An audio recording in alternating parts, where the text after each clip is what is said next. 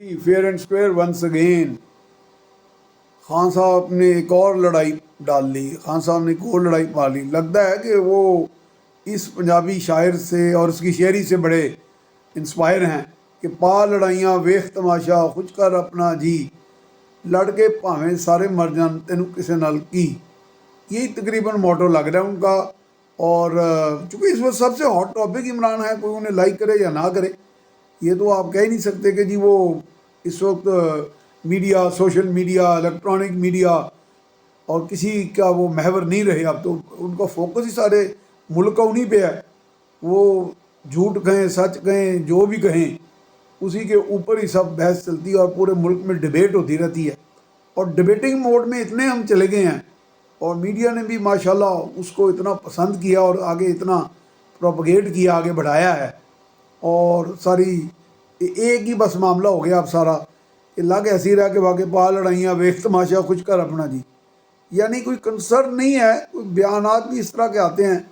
ये confusion दानिस्ता create किया जा रहा है। आज बयान खान साहब दे रहे हैं कि जी ये मोहसिन नकवी जो क्या करैक्टर है, जो जरदारी का ख़ास बंदा है, तो इस तरह आप करैक्टर्स को किस तरह डिफ़ाइन कर सकते हैं? कौन सी कसौटी पे आप देखेंगे?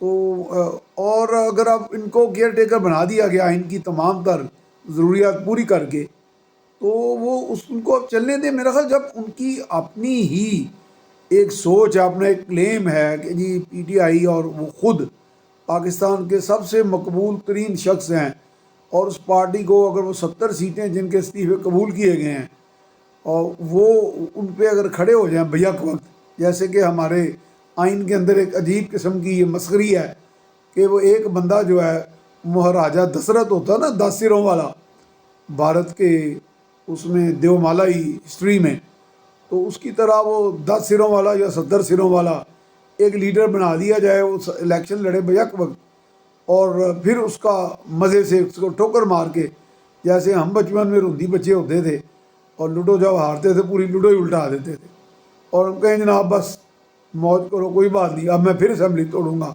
अब 70 की सीटें मैंने जीत ली हैं महाराजा दशरथ की तरह 70 सर निकाल के। तो फिर है, मुझे लग रहा है कि हमारा पूरा मोड ही, कौम को भी अब बड़ा मज़ा आ रहा है मेरा ख्याल है।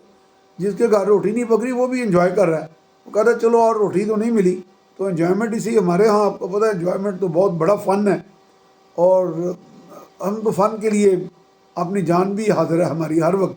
तो कोई ना कोई रोज़ नया शोशा, नई बात, लगता है मस्तियों में मुस्तग़रिक़ हो गए हैं। हर तरह की मस्ती है हमारे यहाँ, इतनी कसरत से मिल जाती है।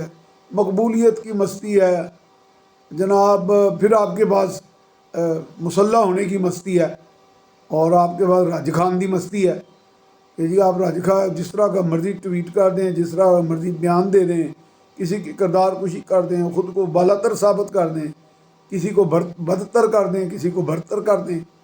कम से कम इन वीडियो गेम्स का अपना ही मज़ा है। तो जैसे ऐसे ही है जैसे कहीं कोई देवता बैठ के कोई हमारा हिसाब किताब कर रहे हैं और किसी जाम में वो देख रहे हैं कि जनाब क्या यहाँ पे लड़ाइयाँ हो रही हैं, क्या मस्तियाँ हो रही हैं और लोग जो हैं एंजॉय कर रहे हैं, उनको अपनी ही फिक्र नहीं।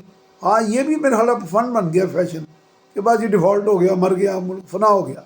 आज बल्कि गवर्नर जो स्टेट बैंक आए थे, अगर उनकी बात को मान लिया जाए तो मेरा थोड़ी देर मान लें, सुकून के लिए मान लें, फ़न और नशा और मज़े के लिए, मस्ती के लिए मान लें कि जो पाकिस्तान के बैरूनी सरमाया कर्जाजात हैं वो अदा तो जो करने हैं, इतनी बड़ी तादाद नहीं है, इतनी बड़ी अमाउंट नहीं है जितनी प्रोजेक्ट की जा रही है कि बस ये मर चले हैं और ख़त्म हो चले हैं।